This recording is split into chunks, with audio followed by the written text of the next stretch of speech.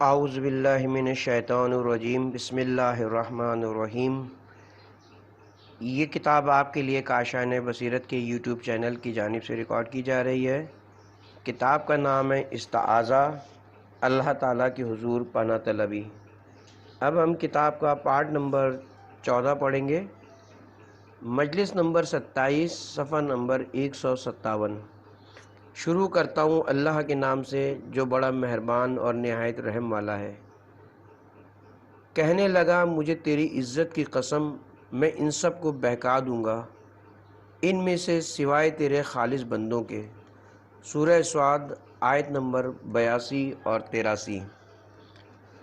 خلوص اور عمل خالص۔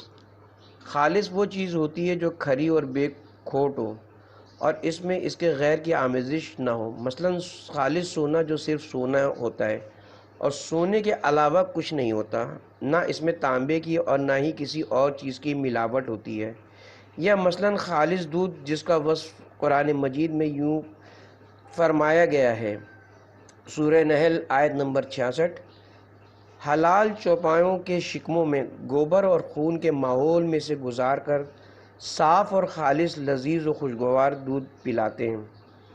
یعنی باوجود اس کے کہ وہ خون اور فضلات شکم میں گھرا ہوا ہے، پھر بھی نہ فضلات کی بو سے متاثر ہوتا ہے اور نہ ان کی گندگی سے مقدر ہے اور نہ خونی کے رنگ سے متغیر ہے۔ اسی طرح عمل میں قدورت ہائے نفسانی سے غیر متاثر ہونا چاہیے اور خالصتاً اللہ تعالیٰ کے لیے ہونا چاہیے۔ لہٰذا اللہ تعالیٰ کے تقرب کے ساتھ کسی دنیاوی طلب کی شرکت جائز نہیں۔ ہم یہ کہہ چکے ہیں کہ یہ ایک روحانی امر ہے جو زبان سے ادا کرنے یا دل میں لانے پر منحصر نہیں۔ دنیاوی آبرو بھی اسی کے ہاتھ میں ہے۔ عمل کے محرک کو دریافت کرنا ضروری ہے، کیا تقرب خالق اس کا محرک ہے یا تقرب مخلوق؟ مثلا اگر آپ ممبر پر موعظت کے لیے جا رہے ہیں تو کیا اللہ کے تقرب کے لیے جا رہے ہیں یا حصول مال و جاہ کے لیے، یا دونوں یا تینوں کے لیے؟ یقین کیجئے کہ ان کا یکجا ہونا ممکن نہیں، کیونکہ کوئی کام یا اللہ کے لیے ہے یا غیر اللہ کے لیے ہے۔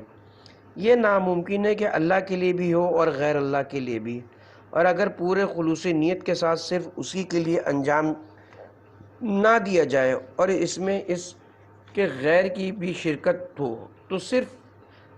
تو نہ صرف یہ کہ اس کے حضور قبول نہیں ہوتا بلکہ دنیاوی مقصد بھی اس سے پورا نہیں ہوتا، کیونکہ تمام انسانوں کے دل اللہ تعالیٰ کے ہاتھ میں ہیں۔ اگر وہ چاہے تو دنیاوی عزت بھی حاصل ہو سکتی ہے، اور اگر اس کی مشیت میں نہ ہو تو سوائے ذلت کے کچھ ہاتھ نہیں آتا۔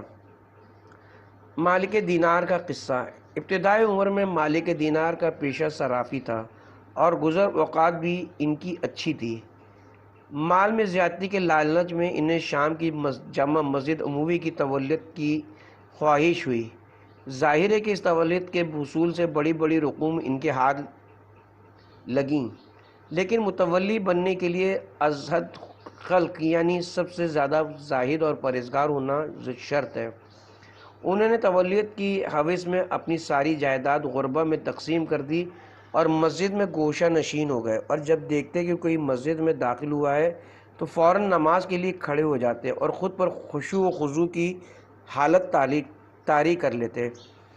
تعجب کی بات یہ تھی کہ ان کے پاس سے ہر گزرنے والا ان سے پوچھتا کہ اے مالک، کیا ارادے ہیں، کس چکر میں ہو؟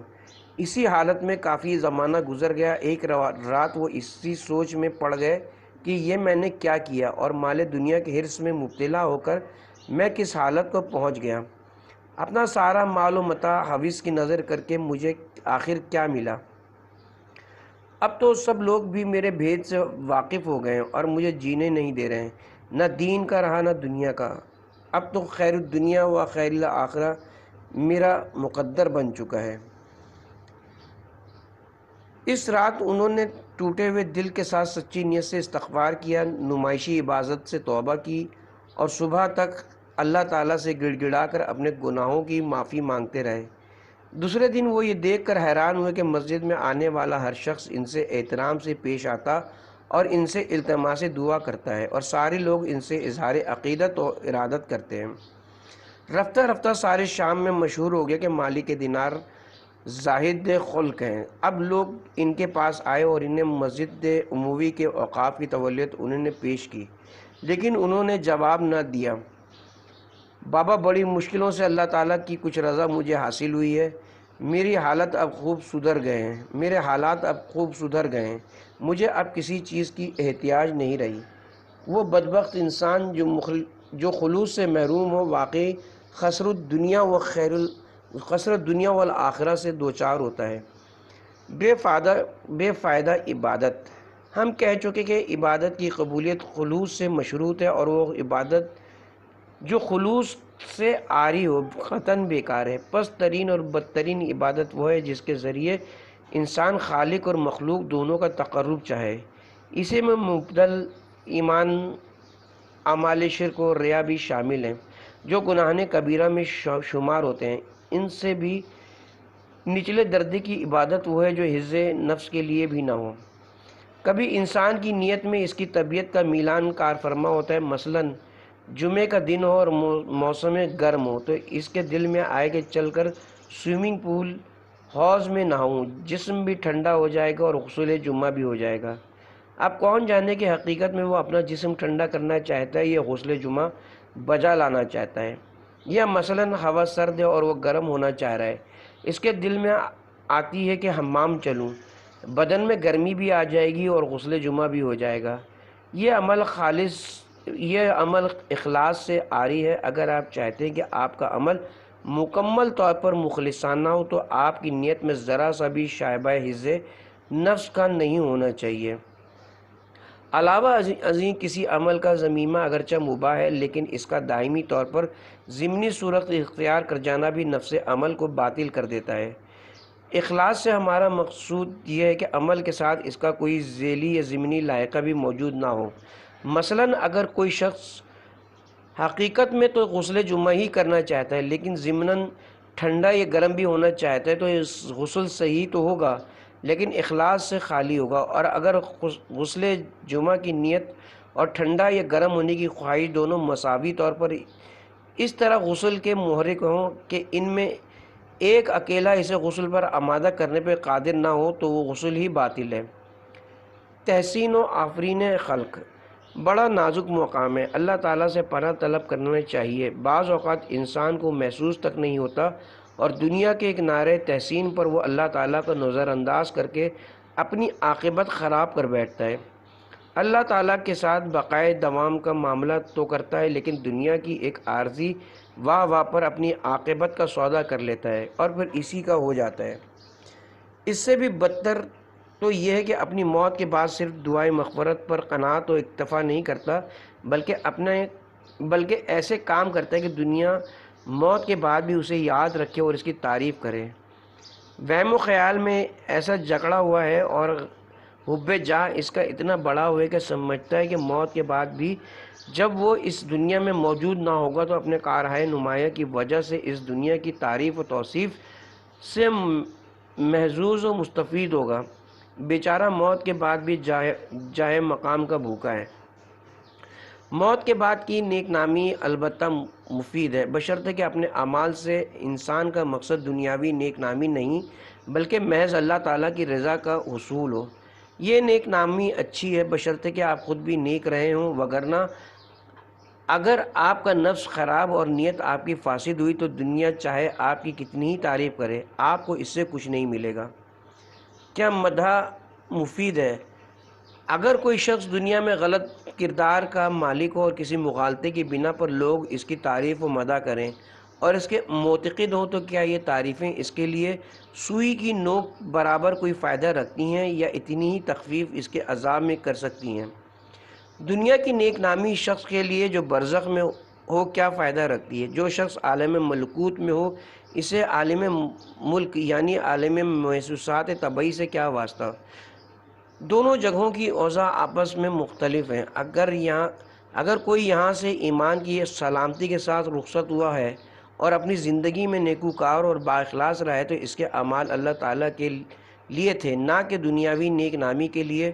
موت کے بعد مسلمانوں کو آپ کے لیے دعائیں مغفرت کرنی چاہیے، نہ کہ آپ کی تعریفوں کے گیت الاپنے چاہیے۔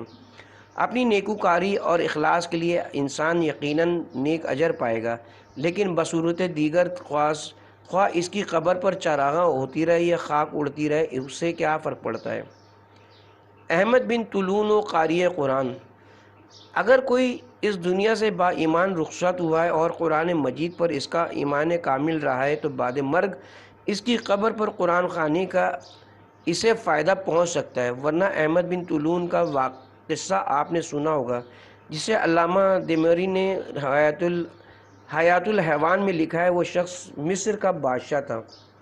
جب اس کی وفات ہوئی تو حکومت مصر کی طرف سے قاری کو اس کی قبر پر تلاوت کے لیے مامور کیا گیا اور اس کی معقول تنخواہ مقرر کر دی گئی۔ وہ ہر وقت اس کی قبر پر تلاوت میں مصروف رہتا۔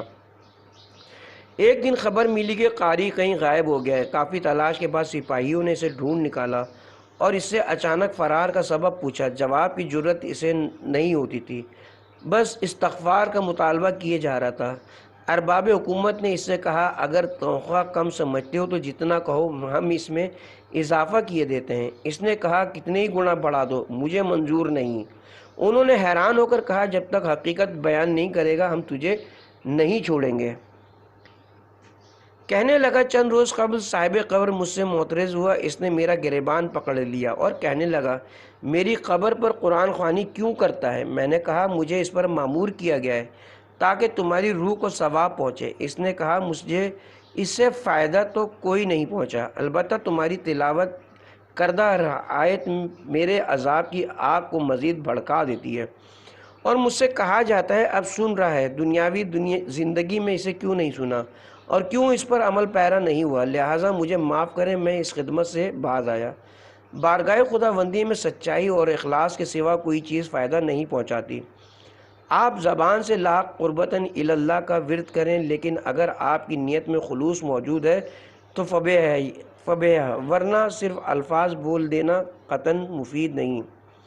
غرض کے نفس انسانی عام طور پر یا تو دنیا والوں کے درمیان عزت حاصل کرنے کے لیے اور یا عز نفس کی خاطر نیک کام انجام دیتا ہے اور سمجھتا ہے کہ بڑا پارسا اور پرہیزگار ہوں، لیکن روز قیامت جب اپنا سیاہ نامہ دیکھے گا تو پتہ چلے گا کہ سب کچھ ریاکاری یا اغراض نفسانی کی وجہ سے تھا۔ اگر عمل اخلاص کے ساتھ انجام دیے جائے تو اس کا ایک ذرہ بھی انسان کے درجات میں بلندی کا سبب بن سکتا ہے اور اس کی نجات کا باعث ہو سکتا ہے۔ انسان 2 رکعت نماز سے بھی بہشتی بن سکتا ہے، بشرطے کہ پورے اخلاص اور حضور قلب سے پڑھی ہو، ورنہ ساری عمر کی بے حضور نمائشی نمازوں سے کچھ حاصل نہیں۔ سید ابن طاؤس فرماتے ہیں کہ وہ عبادت میں بھی جو دوزخ کے ڈر سے یا بہشت کے تمام میں کی جائے حظ نفس میں شمار ہے، وہ عمل جو خلوص سے تہی ہو اور صرف حظ نفس کے لیے کیا جائے البتہ شرعاً صحیح ہوگا اور دوسرے اعمال سے بہتر ہوگا، لیکن درجات عالیہ کی نسبت سے، جیسا کہ جناب امیر المومنین نے فرمایا، میں تیری عبادت دوزخ کے ڈر یا جنت کے لالچ سے نہیں کرتا بلکہ صرف اس لیے کہ تو واقعی عبادت کے لائق ہے، وہ عمل بہت کم درجے کا ہوگا۔ عالم کی عبادت: آپ نے سنا ہوگا کہ عالم کی 2 رکعت نماز جاہل کی 1 سالہ عبادت سے بہتر ہے۔ اس کی وجہ یہ ہے کہ عالم انسان حقائق کو جانتا اور ان کا ادراک رکھتا ہے اور اسے نفس کی سب صورتوں کو سمجھتا ہے، لیکن جاہل نہیں جانتا کہ اس کے کسی عمل کا کیا مقصد ہے۔ وہ عموماً یا تو خود اپنی عبادت کرتا ہے یا کسی دوسرے کی، لیکن سمجھتا ہے کہ خدا کی عبادت کر رہا ہے۔ اسی طرح آپ نے یہ بھی سنا ہے کہ عالم امام کے پیچھے نماز سے جماعت ادا کرنے کا ثواب عام نماز کے ثواب سے 1000 گنا ہوتا ہے، کیونکہ وہ آفات نفس کا دانہ ہوتا ہے اور اخلاص سے کبھی جدا نہیں ہوتا، جو دین کی اصل حقیقت ہے۔ باپ بیٹا: سفر کربلا کے دوران ایک منزل پر جناب امام حسین علیہ السلام کو اونگ آ گئی۔ اس کے بعد آپ نے اپنے رفقا سے فرمایا، میں نے ایک منادی کو سنا جو فضائے آسمانی میں آواز بلند کہہ رہا تھا کہ یہ جماعت جا رہی ہے اور موت ان کے ہمراہ چل رہی ہے۔ علی اکبر نے پوچھا، بابا جان، کیا ہم حق پر نہیں ہیں اور کیا ہماری موت اس کی راہ میں نہیں ہوگی؟ آپ نے جواب دیا، ہاں۔ تو علی اکبر نے عرض کیا، پھر موت کی ہمیں کوئی پرواہ نہیں، کیونکہ اس سے بڑی سعادت اور کیا ہے کہ حق کے لیے حق کی راہ میں شہید ہوں۔ یہ الفاظ ایک عبد مخلص کی دلی کیفیت کے آئینہ دار ہیں۔ اللہ تعالیٰ نے ان الفاظ کو دل کا ترجمان بنایا ہے۔ یہ اخلاص کا بلند ترین مقام ہے اور یہاں مخصوص صرف ذات خدا ہے، نہ یہاں حظ نفس کا کوئی خفیف ترین شائبہ موجود ہے، اور نہ نام و نمود یا جاہ و مقام کی ذرہ بھر کوئی خواہش کار فرمائے، کیونکہ انہیں اچھی طرح معلوم ہے کہ شہادت مقدر ہو چکی ہے۔ مجلس نمبر 28، امید جنت و خوف دوزخ۔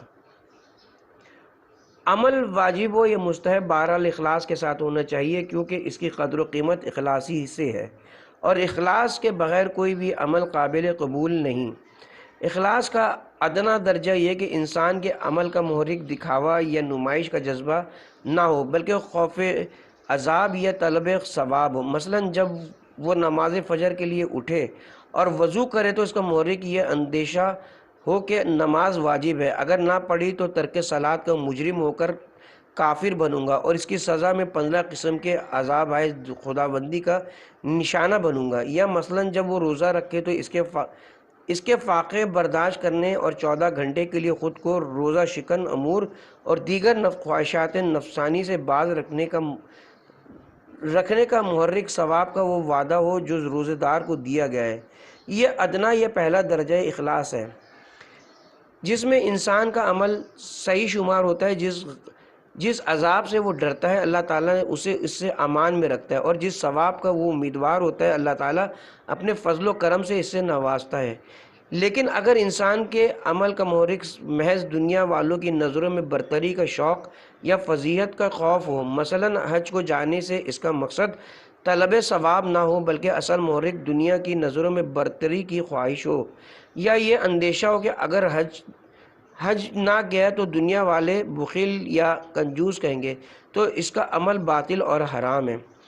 یہ بڑا مشکل مقام ہے۔ بعض اوقات انسان اپنی ذات میں الجھ جاتا ہے اور اپنا آپ اس کی نظروں میں مشکوک ہو جاتا ہے۔ مثلاً وہ افعال بد سے بیزاری اور نفرت کا اظہار کرتا ہے، یا امر بالمعروف کرتا ہے اور سمجھتا ہے کہ اس نے اللہ کی طرف سے عائد کردہ ایک ضروری اور واجب عمل انجام دیا ہو، لیکن اصل محرک اس کے اس عمل کا محض دکھاوا اور دوسروں کو یہ باور کرانا ہوتا ہے کہ اس کے دل میں دین کا بڑا درد ہے، اور ہر چند کہ یہ عمل بظاہر اچھا ہے لیکن اس کے گناہ کبیرہ میں شمار ہوتا ہے۔ 30 سالہ عبادت کا اعادہ، یہ ایک عبادت گزار کا قصہ ہے جس میں خوب غور کرنا چاہیے کہ مبادا ہمارا بھی وہی انجام نہ ہو۔ ایک صاحب تقوی شخص نماز با جماعت ادا کرنے کی غرض سے ہمیشہ سب سے پہلے مسجد میں پہنچتا، سب سے اگلی صف میں کھڑا ہوتا اور سب سے آخر میں مسجد سے نکلتا تھا۔ پورے 30 سال اس کا یہ رویہ رہا اور ایک وقت کا بھی اس میں ناغہ نہ ہوا۔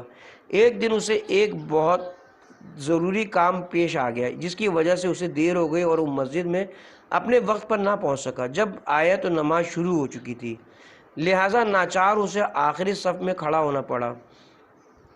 نماز سے فراغت کے بعد لوگ مسجد سے رخصت ہوتے وقت اسے تعجب سے دیکھتے تھے۔ اسے بہت دکھ ہوا کہ نمازیوں نے اسے آخری صف میں کیوں دیکھا، اور وہ شرم سے پانی ہو گیا۔ پھر اسے خیال آیا کہ شرمندہ ہونے کی کیا بات ہے، اور اپنے آپ سے مخاطب ہو کر کہنے لگا، اے بدبخت، یہ جو 30 سال تو صف اول میں کھڑا ہوتا رہا، معلوم ہوتا ہے کہ ثواب کے لیے نہ تھا بلکہ صرف دنیا کے سامنے نمائش کے ارادے سے تھا، ورنہ اگر خدا کے لیے تھا تو آج اسے منظور نہ رہا ہوگا کہ تو صف اول میں کھڑا ہو۔ اس کی مشیت پر ناراض ہونے کی جرت تجھے کیسے ہوئی؟ آخر کار وہ تائب ہوا اور 30 سالوں کی نمازیں اس نے قضا کی۔ امراض نفسانی کا علاج کیجیے۔ یہ داستان ہم سب کے لیے باعث عبرت ہونی چاہیے۔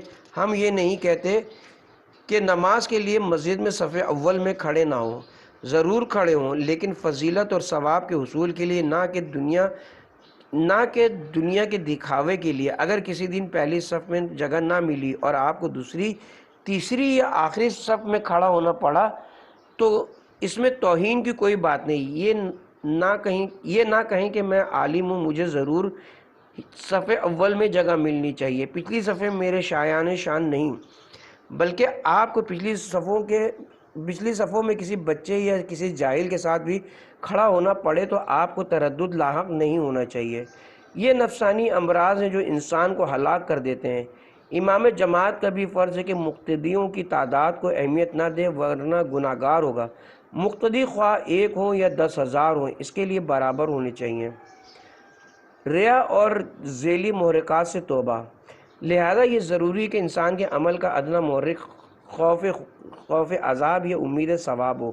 اس سے بہتر اور مکمل تر صورت یہ ہے کہ محرک خود ذات خدا بندی ہو۔ اس کے سوا جو کچھ بھی ہے ریا ہے اور باطل و حرام ہے، اور اگر وہ عمل واجب تھا تو اس کا اعادہ اور قضا ضروری ہے، اور توبہ تو ہر حال میں لازم ہے، خواہ وہ عمل واجب ہو یا مستحب۔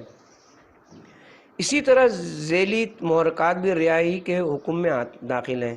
مثلاً کوئی شخص مشہد مقدس کی زیارت کو جائے لیکن اس کا محرک وہاں کی آب و ہوا یا پھلوں کی فراوانی یا سیاحت ہو کہ زیارت تو ثانوی حیثیت اختیار کر جائے۔ کشتہ راہ خر۔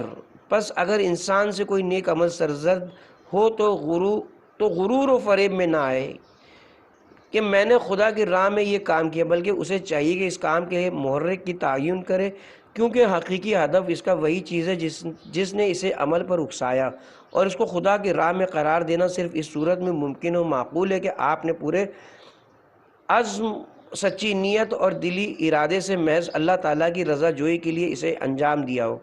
روایت ہے کہ عہد رسالت میں ایک محاذ جہاد پر ایک کافر ایک خوبصورت سفید خچر پر سوار جنگ میں مصروف تھا۔ ایک مسلمان کی نظر جو اس سفید راہوار پر پڑی تو اس پر لٹو ہو گیا اور دل میں کہنے لگا کہ اس کافر کو قتل کر کے اس کے خچر کو حاصل کرنا چاہیے۔ اس نیت سے وہ آگے بڑھا، لیکن پیشتر کہ وہ اس کافر پر حملہ آور ہو۔ اس کافر نے سبقت کی اور اسے قتل کر دیا۔ صحابہ میں وہ مسلمان کشتہ راہ خر مشہور ہو گیا۔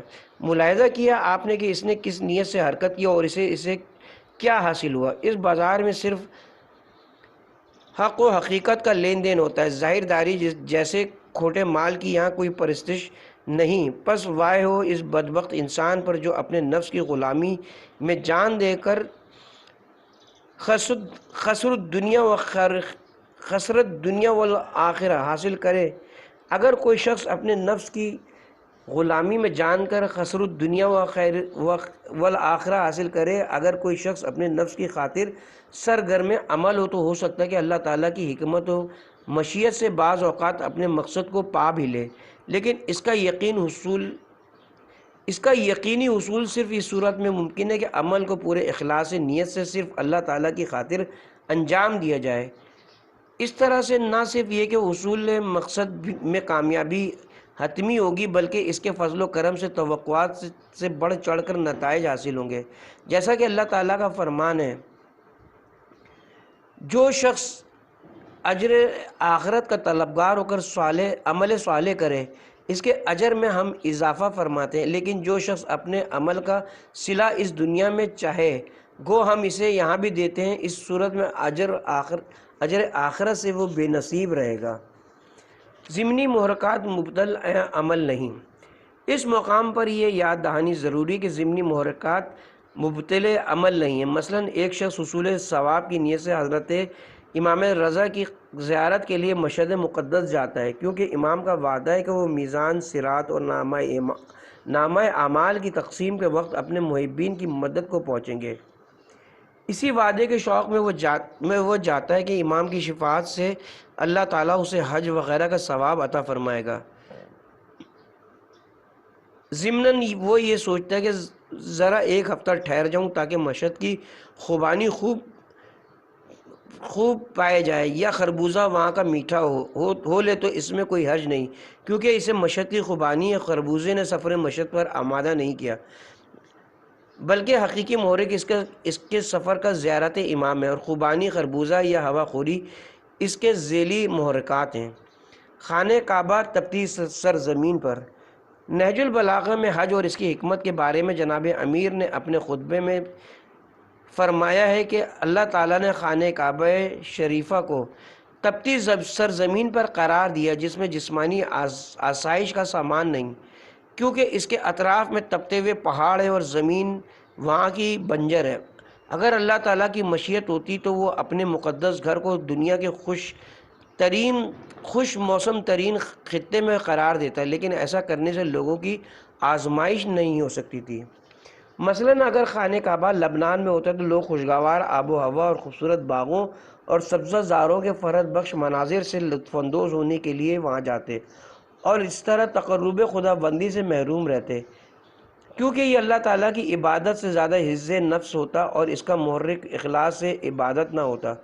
کچھ نہیں کہا جا سکتا کہ حالیہ سالوں میں عربستان میں نعمت کی جو فراوانی واقع ہوئی ہے اور سفر کی آسانی اور وسائل کی کثرت جو بہترین طریقے سے صورت پذیر ہوئی ہے، آیا اس نے لوگوں کی نیتوں پر بھی کچھ اثر کیا ہے یا نہیں، اور وہاں کا سفر بھی تجارت اور تفریح وغیرہ کا ذریعہ بنا ہے یا نہیں۔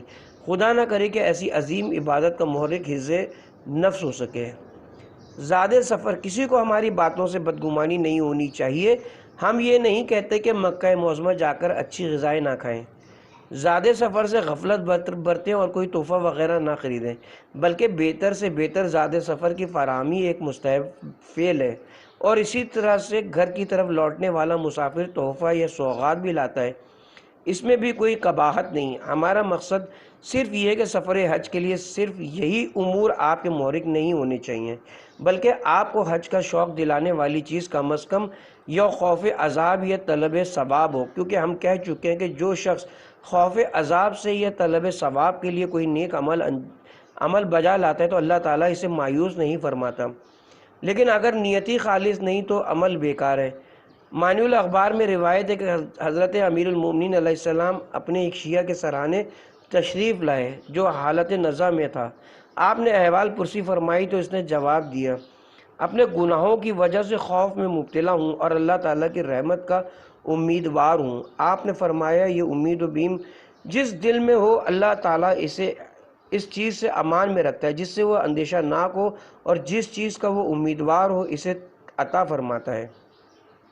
خدا سے معاملہ، یہ معاملہ ایسا ہے جس میں نقصان کا اندیشہ نہیں، اور نہ ہی اس میں دنیاوی معاملات کی طرح لم نشا کی شرط ہوتی ہے، بلکہ یہاں قطعی وعدہ دیا گیا ہے اور نیک عمل کی کوشش کو صحیح مشکور فرمایا گیا ہے۔ وہ ہوا و ہوس والا معاملہ ہے جو متزلزل ہوتا ہے۔ اللہ تعالیٰ کے ساتھ معاملہ قطعی اور یقینی ہے، اور اس میں کسی قسم کے نقصان کا کوئی اندیشہ نہیں۔ سورہ اسراء میں ارشاد باری تعالیٰ ہے،